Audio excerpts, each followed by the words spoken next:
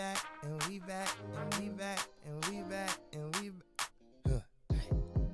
and we back, and we back. What up, world? And we back. We back and we back. Hey, and we back, and we back. What up, y'all? It's your boy VJ, aka Mr. Victory, and I got my brother on the other side. Introduce yourself. Hey, it's your boy Elijah, Mr. AKA that nerd, man. Hey, we apologize, man, for the long awaited, man. It's been a lot of hectic things, man, and we're gonna just say, man, we're gonna get to it. Yeah. At the end, we're gonna talk about it more, but just for right now, I'm gonna get straight to the sports, and we definitely gonna, hit Yes, it out the park. sir. Let's get the ball rolling. So, we got a few topics to talk about today, and we'll start off with some big, exciting news coming from the NBA. We got some major trades going all around from the east to the west, and we're gonna address the CP3 trade. Also, Paul George, PG-13. And then we'll talk about a few other things. We got the most iconic players in college football during the 2000s, top 10 most iconic players. And last but not least, we're going to talk about the NFL top 100 players coming into the 2017 football season. So let's get it going. All right, first one, man. Let's talk about how the Clippers just let go. They man CP3, man. It was supposed to be Lob City. It was supposed to be, man, championship after championship. They was coming from my Laker reign and everything in this, and now the end of the era of Lob So City. do we call this if it goes from Lob City to Brick City because That's what they're we call rebuilding it. or what? Is I feel like right now it's. I mean, let me go. I'll go to my take, man. The trade wise, they traded like 7 players in order to get CP3. And CP3 is not young like he was before, like he was coming out of New Orleans. Um, this is an older veteran player. Don't get me wrong, he still has an impact. He still can be able to give you 15 assists with 20 points, as well as being able to still be able to be an impact on the defensive end.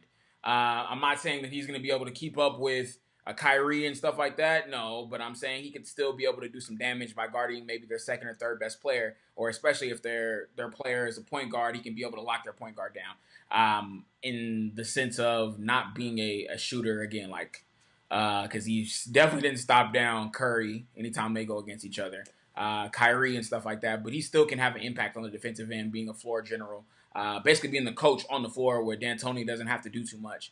The Clippers did get a lot of good players. I mean, I love them getting Lou Will. Um, you know, Beverly, Patrick Beverly. Patrick Beverly is one of the most underrated point guards out there. And I'm not saying he's a great point guard, but he can lock down a player, that's going for 40. He can lock him down and getting 15, 16. Like, that's an off night for them. So, They also got Sam Decker, right? yep. I like him. I like him. And I He mean, was he was good in college, man, and he's a good support player. And I So mean, last year he was good too, just being on the perimeter, being able to shoot that ball. So mm-hmm. I mean, again, for the trade wise, we talked about this. I mean, we talked about this all last week when we talked on the phone. 2 ball handlers and D'Antonio's offense. I don't know how that's gonna work. James did very well last year with being the primary ball handler, to being able to dish to other people. CP3 is not a spot up 3-point guy. He's not. I'm open and I'm gonna take a three. I'm gonna make my own shot and I'm gonna be able to get an open basket. James Harden is that guy where I can create my own shot and I can be able to kick out when I need to because I'm drawing the double team or drawing the triple team and I can be able to do that. But in regards to CP3 and him being on a team, man, you haven't added anybody. I mean, from rumors, we're hearing Paul Millsap might be going there. Melo maybe through a sign-in trade or a buyout deal with them, which that would be a good deal because now you would have another 3 big head. But now you got to look at the age of those 3 with Melo. Yeah. It's not really a young juggernaut. So I mean, I don't know, man. I think I think that Houston is attacking the issue in a short-term fashion. So all the signings that they get, they're looking to hopefully gain some type of spark within this next season or maybe 2, maybe.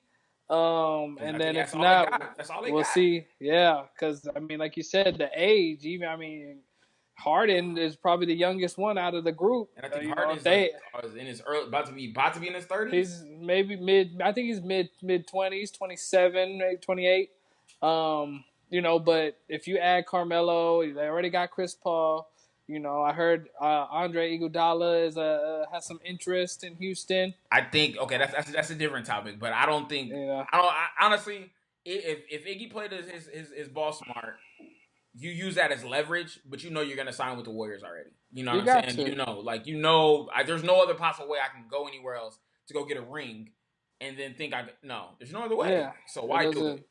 Yeah, you know, but I mean, I guess he's a businessman. People want to get paid, and Yo, show me the money, right? You gotta. you can go down as a legendary player with being part of a legendary team with you getting 3 rings. If you get next year, this will be your third.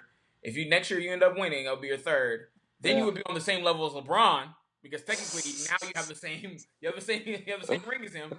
No, I'm just playing, fans. I'm not saying he's gonna be on the same level in that regard, but I'm saying in regards to titles, he's gonna yeah. have that same title mechanism with Oh, that. I agree.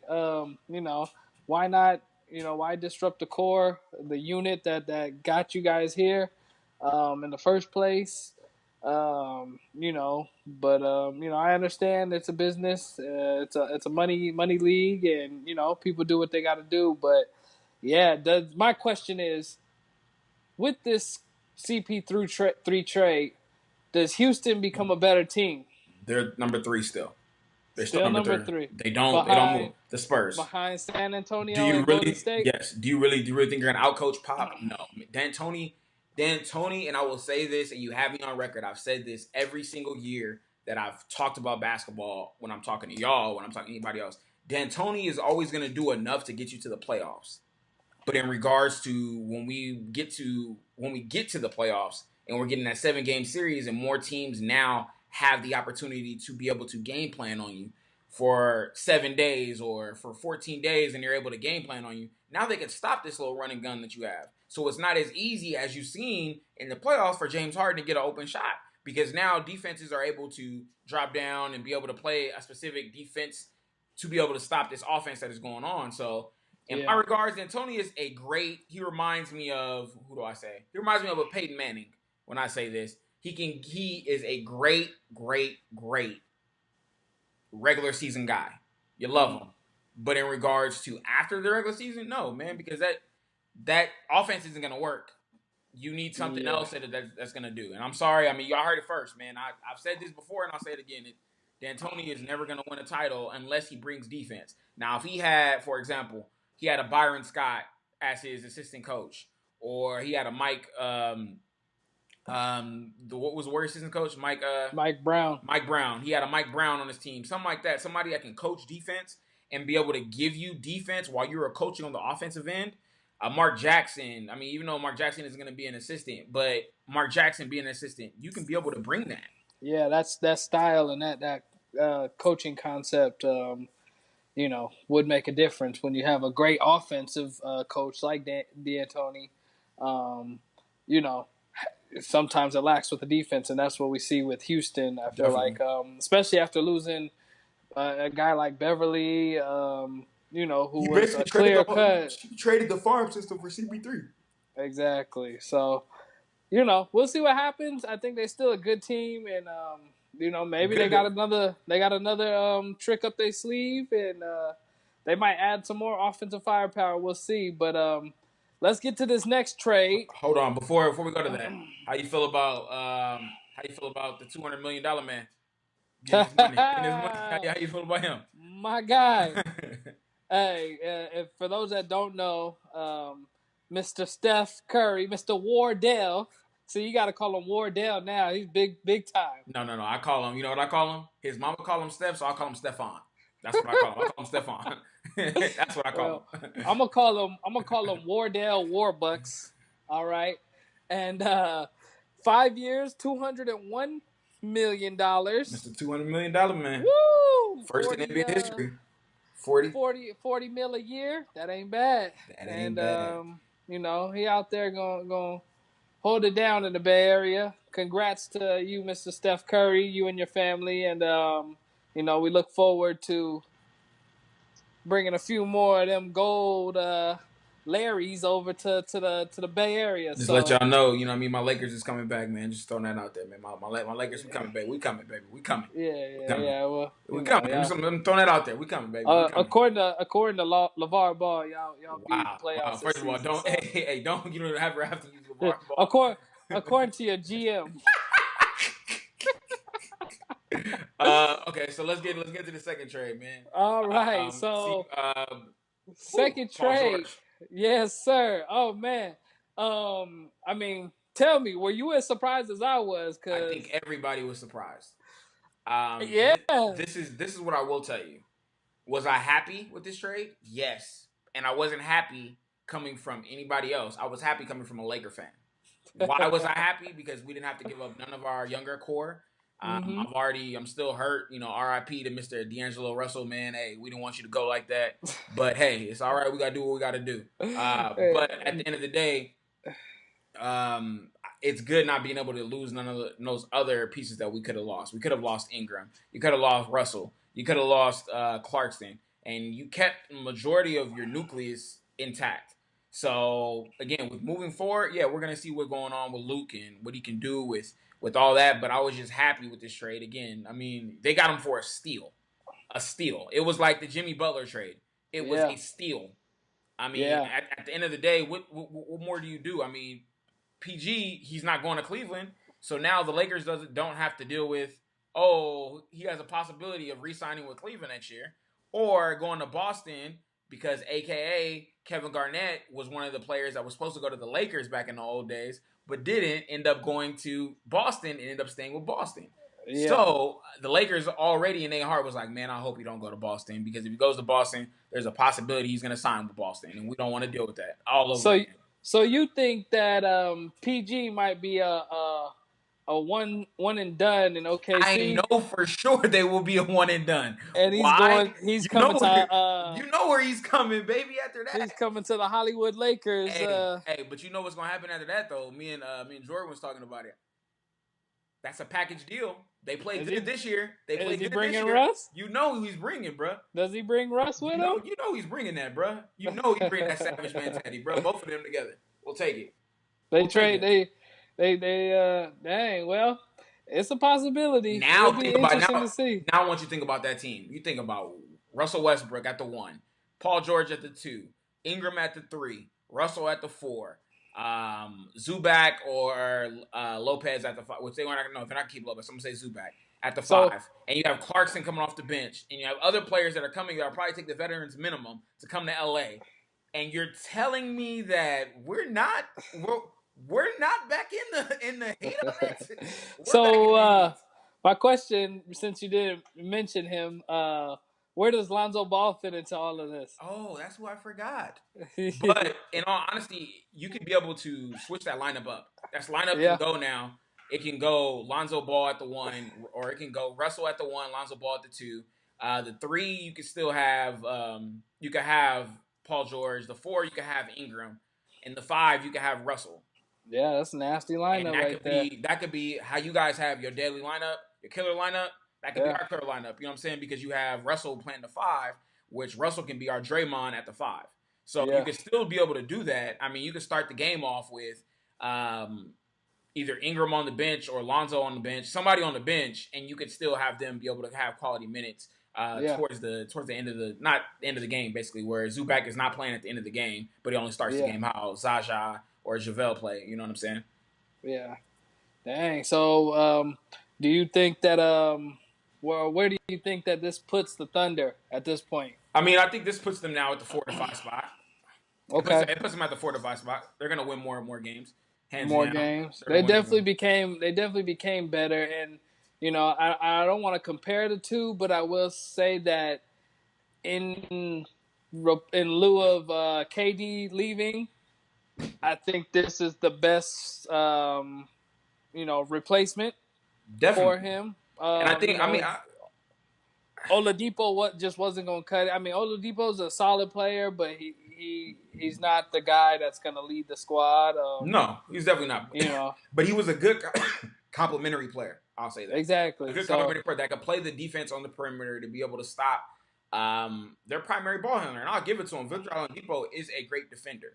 But in regards to putting up points with Russell, it's not going to happen. Russell, it's the reason why Russell was scoring so much and shooting so many shots attempts and stuff like that. But at the end of the day, man, it is what it is, man. And again, congratulations to Mr. Russell Westbrook to being able to get the MVP award as well. yes, sir. Salute Congrats. to you, man, with being able to get the triple-double for the whole year. Even though y'all didn't do too much in the playoffs, man, you definitely stood up for your city, man, in LA. And, man, hey, they respect you out there. Hey, man, we hope to have you next year. We'll and now you got some help. So, let's see what happens. It's going to be an exciting Western Conference playoff. That's it. Oh, because it's lopsided now. You tell me every star has went from the East, has went to the West. Even now, Paul Millsap is now going from the East to the West.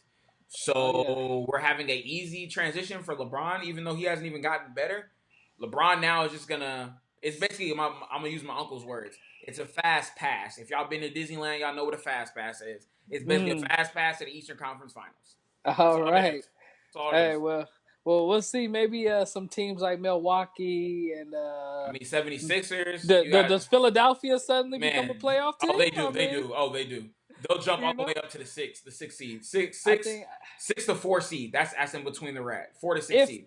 As long as they're healthy, of course. I mean, they've dealt with some injuries. So okay, so you're talking about one, or are you talking about all of them being injured? I mean, Embiid was injured last 2 seasons. Ben Simmons. And the thing is, you've seen what they could do when Embiid was healthy. We haven't seen what Ben Simmons can do officially yet. And then you got Fultz. I mean, they got a solid squad. And they got what? They just signed with JJ Redick. JJ Redick just signed. They also Amir Johnson, I think, just signed with them from the Celtics. So they're getting veteran leadership over there as well, which is what they need. Plus that young spark. And I think they're tired of losing. So okay. So let me ask you this: two questions. Two questions before we go on to the next topic, because we are kind of running on time right now. The first question is: who got the better end of the deal, OKC or the Timberwolves, in regards to their trade? And number two, how do you feel as a non-Laker fan seeing D'Lo being able to be unloaded for him and Timothy Mozgov for Brook Lopez? Do you think it was a beneficial thing for the Lakers, or do you think it was something that they could have done at a later point in the season instead of doing it right away? Okay, so let's start with the first question. Stop. Man. Hey, this was the top of the dome topic of the day. Thank you. All right. So top of the dome. You know what? I'm going to have to go with the Paul George trade being just slightly better. And the only reason I say this is because we already know how productive Russell Westbrook is by himself. We've also seen him with another scoring title player / MVP and now NBA champion Kevin Durant.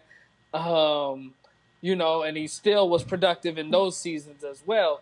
Now, we saw that without the help that he had to carry the load, and it's not easy for anybody. Unfortunately, it's a different league now, and it's hard to do that.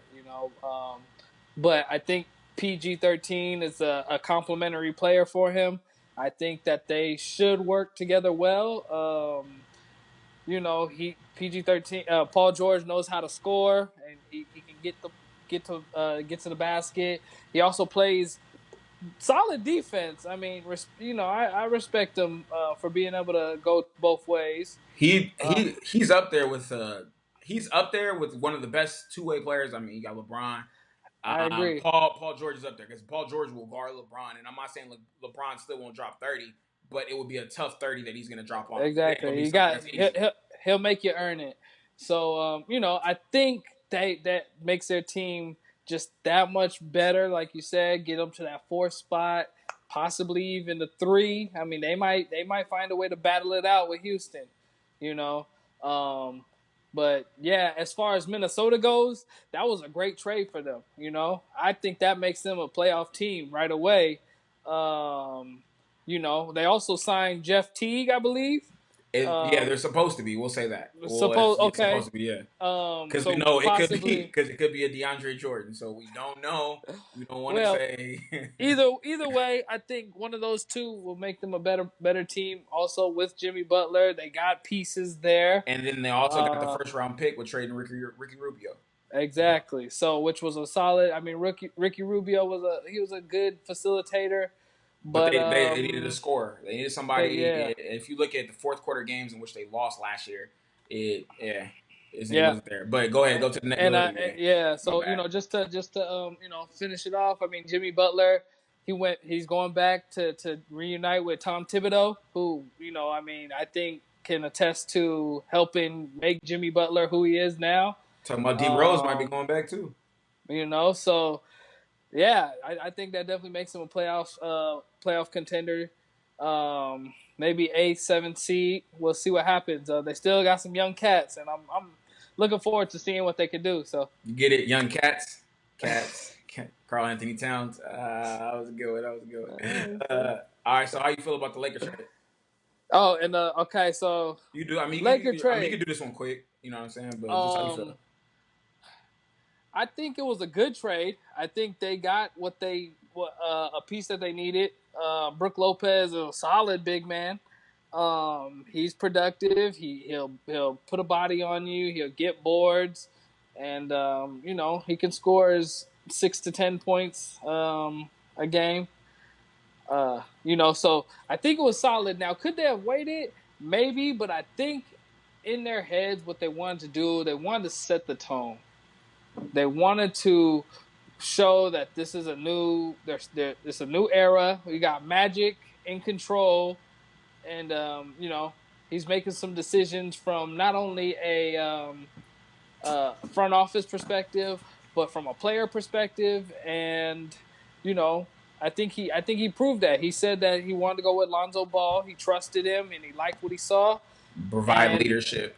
Yeah. and that's the thing. A true leader, such as Magic, a guy who made his team better in all facets of the game, who Played pretty all much five played positions. all He exactly did. played No, all no, no, no. five He did. He positions did. He did. exactly. Including the center position in a playoff game. To win the To championship. win.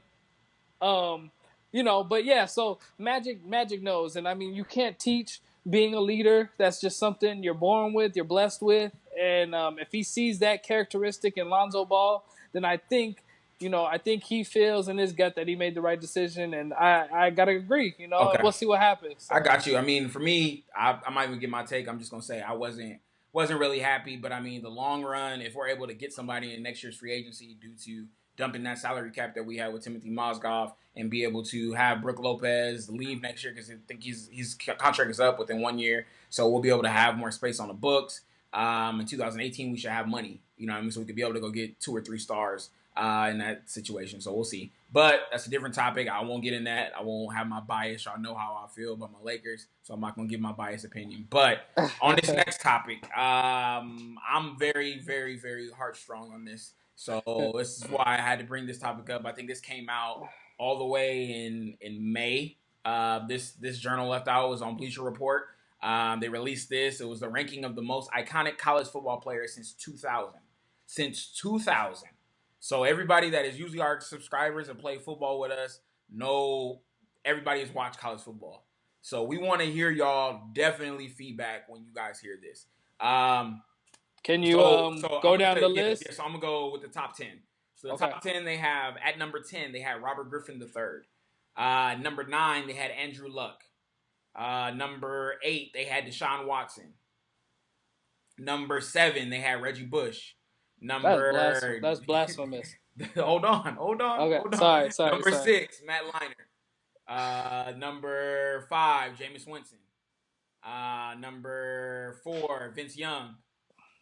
Number 3 Cam Newton. Number 2 Johnny Manziel, and number 1 Tim Tebow. So I'm gonna let you have it because I've been waiting for this. I've been waiting for this for about 2 months for us to talk about this. So I'm gonna let you hit it, and I'm gonna go after. Okay, so Or as hold on, hold far on, hold on. Let me before you hit it, give me who you believe your number one should be, and why. After okay, after you give your reasoning of everything, who's your number one and why?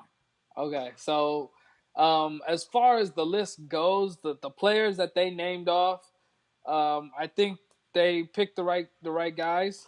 I can't think of anybody off the top of my brain who I feel was left out, at AP, least from the 2000s. AP.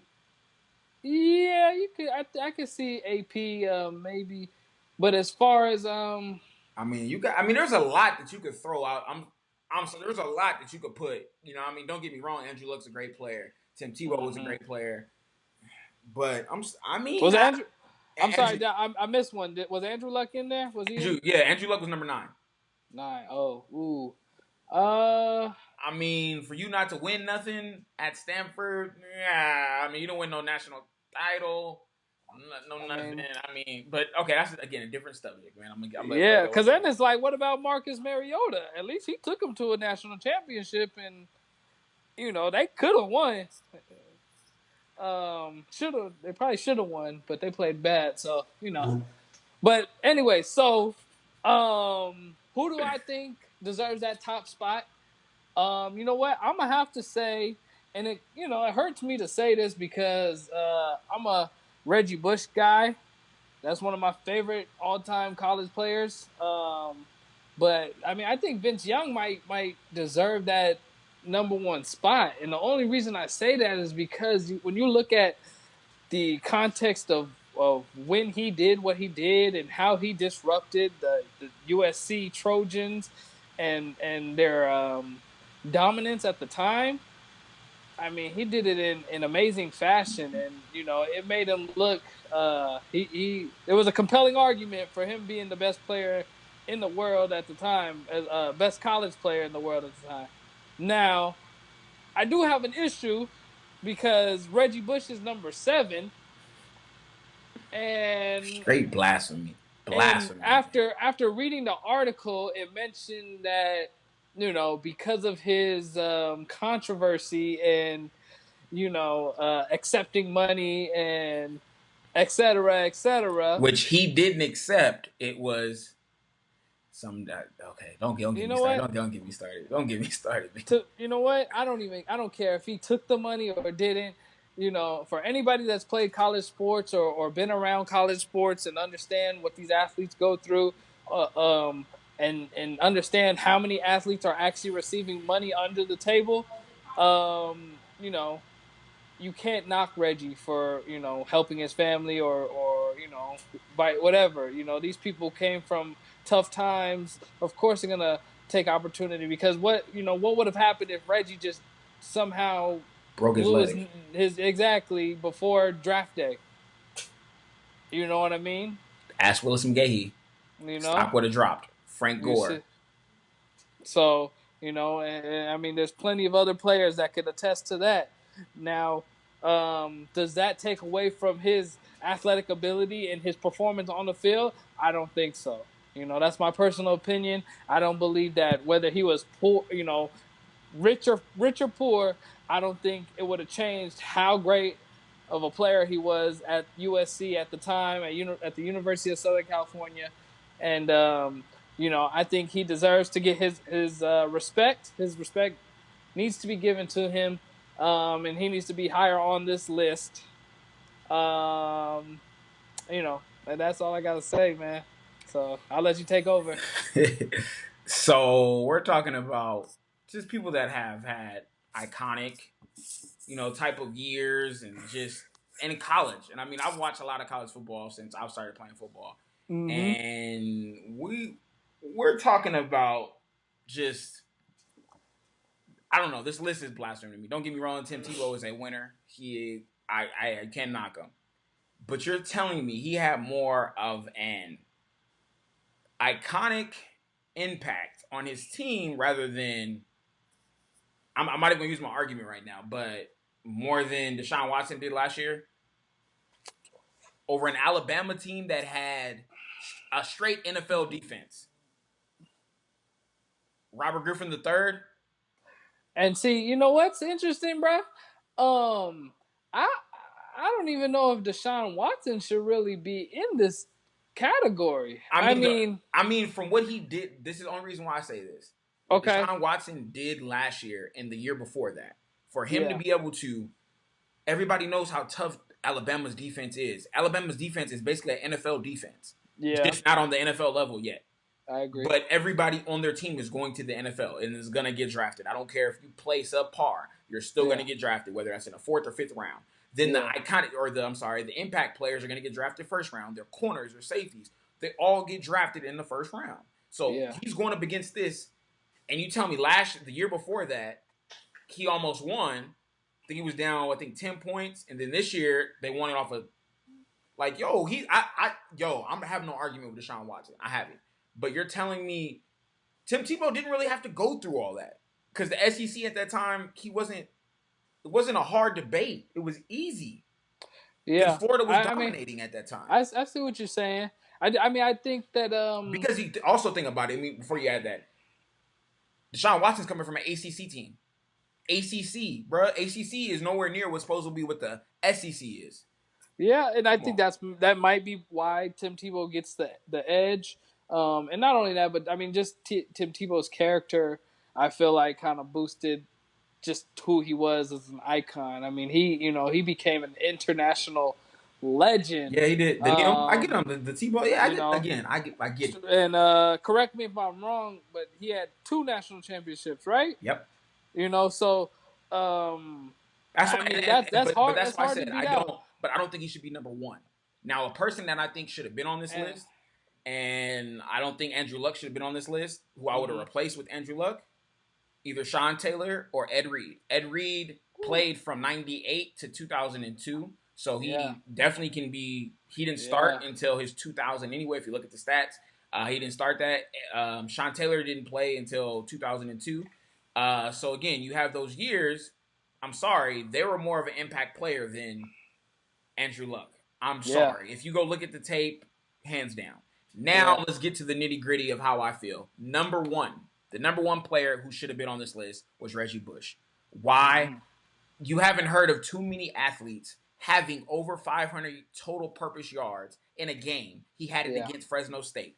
Literally, everybody was tuning in every game to watch some of these USC games. I know we were during our football seasons. We were like, yo, where are we watching the game at? Because this was something that you wanted to tune to. This guy was literally the human highlight reel before the human highlight reel was even existed.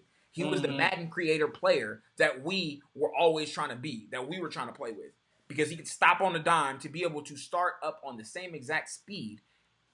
No other player was doing that. AP wasn't doing that at that time, to be able to stop and be able to plant and be able to go at the same speed in college. We're talking about in college. Stop. Not only that, put the ball behind your back, and then make you look silly as you fly over them. Come on, man. I mean, the legendary flip over the top. Yeah. I'll tell you this. The reason why I say Reggie Bush should be number 1, not just, I mean, you look at all the stats. The stats don't lie. He didn't take any benefits his stepfather did at the time. So if you want to get technical, we can go technical either. Get in our comment section and we can talk about it there. But most importantly, you look at the last play of the game against Vince Young. Defense was on the field. Offense of USC was on the field. Matt Leinart, former Heisman winner, was on the field. Ask me who else was on the field at the end of the game. Reggie Bush wasn't on the last play. Reggie Bush was on the sideline. So if Reggie Bush isn't on the sideline, we know what you're going to do with the ball. You could have used Reggie Bush as a decoy.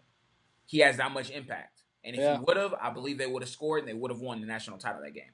But I don't know what Pete Carroll was thinking, but we also seen what Pete Carroll was thinking on the 1-yard line, throwing it instead of giving it to Marshawn Lynch. But again, that's here nor there, but we've seen it before. But you also look at that, man, and I'm guaranteeing you, man, if Reggie Bush was on the field, it would have been more of an impact. And they would have scored, they would have won, and his legendary status would have been there as well. Again, to me, he's the number 1 player. I've never seen a running back ball out the way he did. To be able to do special teams, be able to punt return, be able to kick return, to be able to still be able to run with between the tackles, be able to take a sweep, be able to take a screen pass, be able to line up in the slot to be able to, against the linebacker. Again, as you see, I'm a big Reggie Bush fan. That's the reason why I wore number 5 in high school. Still to this day, that is my number 1 player. But again, like I said, the list was cool. I mean, I'm okay with some of the players that are being here. Didn't really see too many defensive players. I think there was a lot of defensive players that you could have added in here. Again, Sean Taylor, Ed Reed.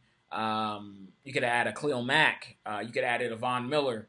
You could have added a lot of people that should have been within this top 10, but it's here nor there. We'll have the article in our section so you guys can see it yourself if you haven't seen it, and be able to debate with us. Going on to the last topic of the day, the NFL top 100. We haven't talked about the NFL since our last podcast, which was the draft. Let's give it a little 2 cents before we go to the NFL top 100 about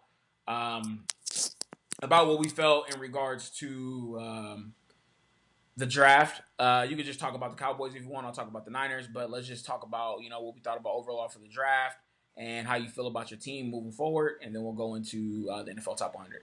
All right. So, I mean, first, I think it was a great draft, exciting. Lots of players. It made it fun to watch and anticipate. Some of the stuff happened that we said was going to happen. Oh yeah, we called a couple things, and so yeah, like I said, it was a lot of fun to see it kind of fold out, plan out, and I'm excited. It makes the season. It gives us something to look forward to during the season, and who was your surprise pick for the Cowboys that you're looking forward to? Surprise pick, I'm have to go with I think it's in between Jordan Lewis from Michigan, cornerback, and Ryan Switzer, the slot receiver from North Carolina. They were picked in the 3rd and 4th round, and they fit the Cowboys, I feel like, in a great way. It was surprising just because I wasn't sure if the Cowboys were necessarily, paying attention to a guy like Switzer. I know they had like Donnell Pumphrey from San Diego State on their list, all-time. Mr. Vegas man himself, Mr. Vegas man himself, leader. Man. Shout out to man. Yeah. Hey, shout out to Mr. DJ, man. And yeah, I think overall, I think they had a great draft. I think they addressed all their needs and some. What weren't you happy with? As far as the draft goes, I think maybe the first round there was still some other talent that we might have been able to go with, but now looking back at it, I think Taco Charlton is the right fit for the Cowboys, just as a person. And then Taco Tuesday is gonna be popping. That's all I'm gonna say. There you go. So definitely want to make a trip. I know the Niners and the Cowboys play this season. Probably won't make it because them tickets is already over in San Francisco, and they're super expensive again, like they were last year. So we'll see what we can do. We might make it to Cowboy Stadium, like we were talking about a couple weeks ago. I'm with it because we definitely want to be able to live stream from there. Yeah, they're not ready for that. They're not ready. They're not ready. Jerry World give us free Wi-Fi, so we good. But on to the Niners, man. I was happy overall with the draft. Surprised with a few things that we did, but definitely happy. I would say my surprise pick would be Joe Williams from the running back Joe Williams from Utah. Was a great pickup. I know a lot of people were questioning his heart because of how he left Utah. But just reading on a couple of articles and why he left, again, it let me know that, hey, everything's going to be all right. I know John Lynch did his a lot of scouting just to make sure he got the right player. Great. Another surprise player, Reuben Foster. He fell all the way down to first, and I mean, we were able to get back in the first round and be able to get him over New Orleans. That was huge. So that was huge for us, being able to have that. Now we can be able to pair him up with Navarro Bowman, as well as still having Malcolm Smith to be able to help out in that, and we would have depth. So he wouldn't have to come in and start right away. He can be able to be that player that can get in there, but not necessarily have to start. He doesn't have that pressure on him just yet. but he can be able to come and make that impact. Because again, when Navarro Bowman first came in, Takeo Spikes was there, so Navarro Bowman didn't have to make an impact necessarily. But when it was third down, plays, and they need to do basically pass drops, Takeo was out. Navarro was in. So again, they were able to do that, and that's when they finally let Takeo go to San Diego, and they were able to take on believing in Navarro. Same thing's going to happen with Malcolm. They're probably going to cut him, whether that's this year or next year. Even though he has a 5-year deal, most of it is back ended, so they can't be able to cut him. But they still have a good veteran that can be able to provide depth with us. If you look at all the years that the Niners did have a great team and a great defense, they had depth at every position. Especially at the defensive line position, where we had people that were coming in and off, where we were able to have a lot of energy on that. So it wasn't everybody just tired, but be able to create a lot of definitely pass defense. Definitely, I mean, number one pick. I mean, Solomon, man, I was not happy with the first pick. You guys, when we did our draft, I wasn't happy with him. But after watching film and kind of going back, I'm excited to see what he's going to do. I'm not really. I think he's going to be a solid player. He's fundamentally sound. He works extremely hard. He worked with. I think he worked with Vaughn. Yeah, he's a huge guy. Sapp. He worked with. No, I'm sorry.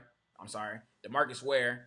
That's what he worked with, as well as Warren Sapp this summer so far. So I mean, he's definitely trying to put in work for it, man. He's an intelligent player, and you need intelligent players on defense, especially coming from Stanford.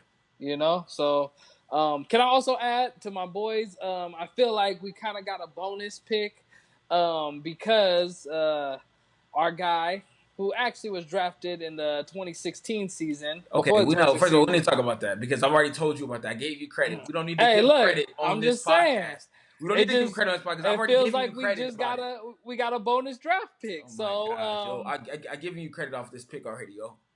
You know, Jalen Smith, man, he's coming and he's hungry. Like he says, clear eye view. He's focused, and that man he's going to be an impactful player. And I'm glad to see he's healthy. And I pray that he remains healthy throughout his career and can contribute to the Cowboys defense with Sean Lee and the rest of the gang. So yeah, got you. The most disappointing for me for the Niners. I mean, we're gonna wrap this up in a few minutes. But the most disappointing thing to me is going to be we didn't go after a big receiver. My Niners always think they can get a receiver in the 4th or 5th round, and he can turn out to being, a gold gem, in the 4th or 5th round. Instead of going to go get up a Zay Jones, we're trading back into the 2nd round, or trading back into the 1st round to go get again a Zay Jones in the 1st round, or going to trade up even further to trade up past the Steelers to go get a Juju Switzer. A Juju Switzer. Being able to get him from USC. So there's many players that have impact where we wait all the way to the end and we get these players that could their draft bust is up there a lot higher than it would have been if we would have took somebody in the 1st, 2nd round. It would have been nice to see them trade up for Mike Williams. It would have been nice to see them trade up for a dude from Central Michigan. I can't think off the top of my head right now, but Corey Davis. A lot of other people that you could have traded up for, but you chose not to. So that's one of my disappointments. Yeah. But it's gonna be. I will say it's gonna be interesting to see what they do because their weapons are limited. They did lose Torrey Smith as well. I mean, he was a bust anyway. We don't want him. I'm sorry. You gotta have somebody. You gotta have somebody to throw it to him. Because right now, we have a lot of receivers, but they're probably our size. Yeah, they're probably our size. All slot receivers. There's no big guy that's up there. So we'll see. We'll see what happens, but maybe a couple cats will step up. Got you. So we'll go with the NFL Top 100, man. All we're gonna talk about today is just our disappointment. That's all we're gonna talk about. Maybe our next episode we'll talk about I don't really know who our happy point would be, but maybe we'll throw that in there in our next topic. But for right now, we'll just talk about our disappointment. So V, go ahead, man. Shit us off with that. Well, for me, I won't call it disappointment. But I just, I got a question as to what you think as far as the rankings go. Because me being as biased as I am and a Cowboys fan, I see Zeke Elliott at number 7, and I feel like that's a legit spot for him to be. Now, a couple spots below him, we have Mr. Le'Veon Bell from the Pittsburgh Steelers at number 9. Yep. Now, do you think that being this Zeke's first season, he deserves to be ranked higher than Le'Veon Bell? No, I And don't. I don't. And the reason why I don't is because all around impact player, don't get me wrong, Easy had a great year. I'm not knocking him at all. But I don't think he had a better year than Le'Veon Bell. Even though Le'Veon Bell, if you're gonna discount him just because he had his 4 games or his 3 games where he suspended, okay, I'll give you that. But still, with him even being suspended, he still had over 60 catches, still had over 1,000 yards rushing. Come on, man. I'm sorry. Like, Easy is a great runner. He's a one-dimensional guy where he's gonna get you over. Again, he could get you like he close to this year where he could peak at almost 2,000 yards rushing just by the great offensive line that he has. But in regards to being an all-around player, I don't think Easy's gonna hurt you in the passing game. I don't think Easy. I don't. That's just my opinion, though. But again, that's just me. now, what I think, both of them had a heck of a season. Zeke being a rookie and Le'Veon Bell being a veteran, who, like you said, coming off a suspension, still had an extremely productive season. In the top 3, I think, as far as running backs go. Mm-hmm. And, the nice thing about Le'Veon Bell is that he is, this guy is an all-around athlete. He can play in the backfield. He can also play in the slot and catch like a receiver with his hands. Patient And he's a very, very patient runner. Patient, B. You don't see guys like him wait for things to develop. But with that being said, I think Zeke, as far as him being just as great of a running back. He could catch. You might not see him. The Cowboys' offense isn't styled to it's a running offense. So you won't see him as a receiver often, but he can catch. He has great hands. But that's what we talked about too, leading up to the draft last year. We also said that. We said he has the potential to be able to show you his hands. We know once he gets in the open field, there's not too many defenders that's going to be able to tackle him. So hands down, again, like I said, I think it's a close. I think it should have been switched, but I don't think there's no other running back that should have been over Easy. Hands down. I can understand that. Especially because it's only one season in. Yeah. But I do think that Ezekiel Elliott has the higher ceiling right now because we also got to realize like he had a rookie quarterback. His rookie quarterback was ranked what? 14th. Yeah. So over Drew Brees. Yeah, over Drew Brees. That's what we do. I was a little surprised about that. I think as far as over Aaron Donald. Quarterbacks always get more love, so or they should. Over his tackle. Seems like over his tackle, Tyron Smith. Come on, man. But without his tackle, he wouldn't have been able to do nothing. You know what? Dak has some big shoes to fill, and he filled it, especially being a 4th-round pick. So I think it took people by surprise, and it makes his production look that much better. I think he threw 23 touchdowns and four interceptions, 104 passer rating. It's it's a nice resume to have after your first year. So, I think both of them are going to get better, and I think that's the plus side of where they're at. So we'll see what happens. But we'll see. Another surprise ranking that it's interesting to me how it goes, and sometimes you wonder if it's just because the guy is well known, or are they basing it off of a total career? But J.J. Watt was ranked number 35 going into this 2017 season, and he only played 3 games. 3 games with 1.5 sacks. Bosa, a rookie who missed the first 4 games and still had 10.5 sacks, ranked 100. Come on now, ranked 100.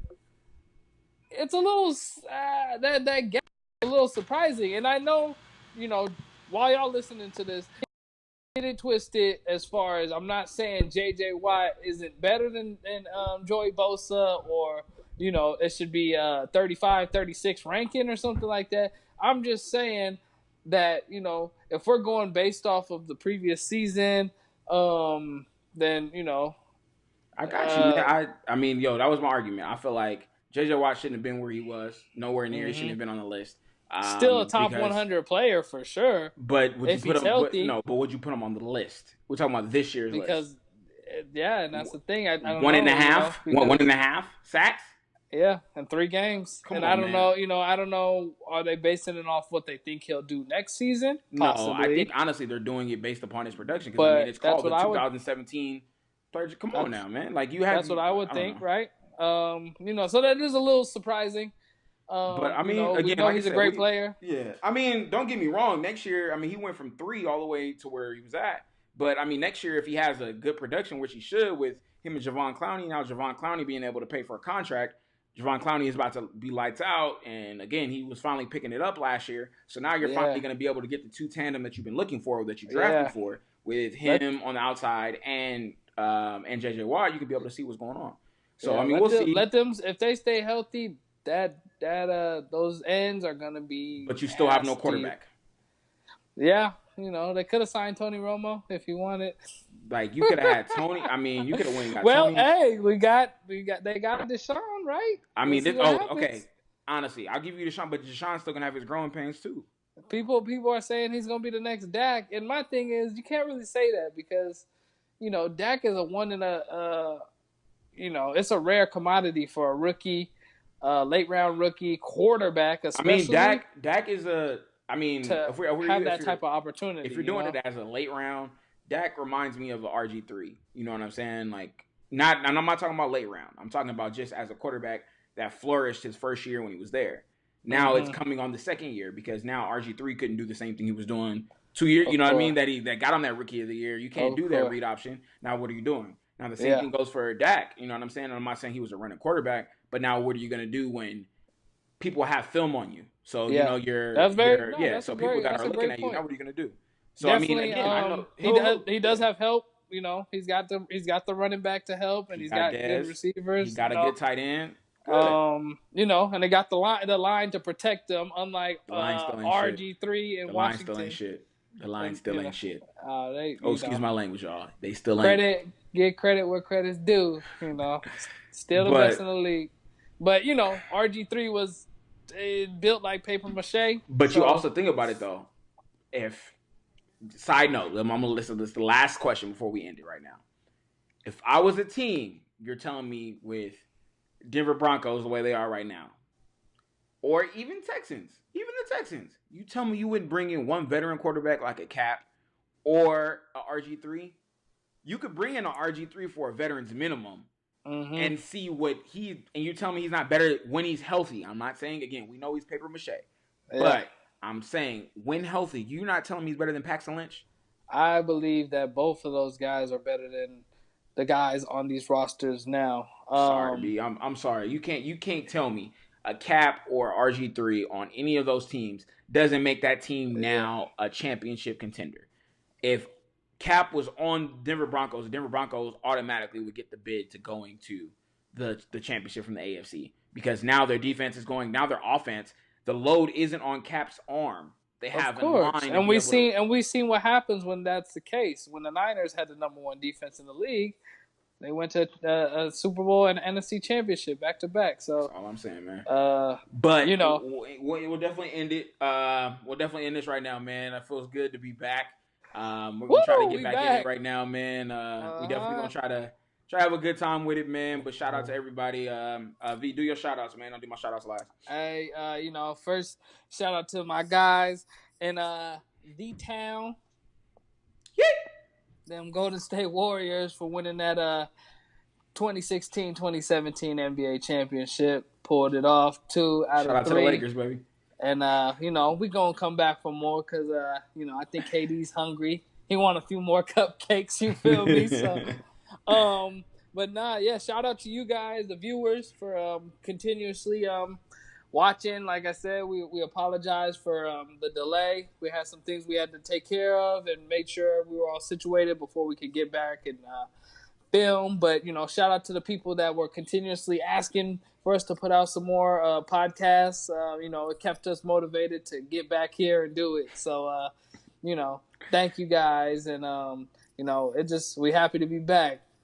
All right, man. I want to give a shout out to just everybody, man. Right now, we had a lot of feedback. People telling us, "Hey, when y'all getting back? When y'all getting back?" And we had a lot of issues going on both sides. V had some stuff going on and had technical issues as well, but that's still no excuse. I had a lot of family issues. But that leads me to my next shout out, man. I want to give a shout out, and this episode is going to be dedicated to him, Mr. Darion Dees. We definitely we lost somebody, man, too young. And, man, I'm going to say this now, and I'm going to say it again, man. Let's stop these guns, man. Put the guns down, man. Put the guns down. It's not worth it. It is not worth it to take somebody's life away, and that person can't see their family. And you don't know what they're grieving about because now you've taken somebody's soul away that can't come back to their family and love on their family where they need. But I want to give a shout out to him, man. Like I said, this episode is dedicated to him, and we're going to continue to make sure that you shine through us, man. And again, I just want to give a shout out to everybody out there, man, that has dealt with gun violence and has dealt with just death in general, losing somebody that's too young. That's something that is dear to me right now and is also going to continue to be dear to me. And we're going to keep fighting that and keep making sure that we put something out there for that. Lastly, just want to say thank you, V, man, for getting us back. We're going to make sure that we continue this. I know it's hard, our schedules, but, man, we have fun doing what we do, and we know sooner or later, man, it's going to be a breakout to do what we need to do in the long run. Much but respect, again, man. Another note. For the viewers, for the people that want to participate in the My Brother and Me fantasy football tournament coming in when football season starts in September, because we'll have the draft. We'll have the draft the third week of preseason. So going into the fourth week of preseason. So we will begin because we had so many interest. As far as we're gonna do a live draft, baby. Exactly. So get ready. We got all of the names listed, and we'll randomly select who to participate in this fantasy football tournament. We will be. Go ahead, V. I'm sorry, my bad. I'm looking forward to it, man. It's gonna be fun. They're gonna have prizes for the winners, and we wanted to become a thing, man. So we'll be selecting 18 players. We will be going each team because we're gonna do it basically two different leagues. In those two different leagues are gonna be 9 different leagues. VJ is gonna run one league. I'm gonna run another league. We're gonna have 9 people, so basically 10 total in each league. Again, we're going to do a random live showing. We're going to make sure, again, it's going to be fun. So if it is fun to you, we want to make sure you come back next year and play again. And again, we'll give you guys, again, some good swag from your favorite football team, as well as just being able to maybe get on our podcast. We'll have more of the details coming along further, but definitely something we're ready for. We might not do any other sport, but we know football is how we feel about it. So we'll start with football and go from there. Because basketball might not be interesting to me, so we'll have a Western Conference basketball. That's it. That's all you need. All the All-Stars on that team. But all right, man. All right, y'all. Appreciate it. This is My Brother and Me Sports Podcast, and like I said, we back for the summer. We're gonna hold it down. And it was it's been fun. So be on the lookout, and we have more stuff coming to y'all real soon. All right.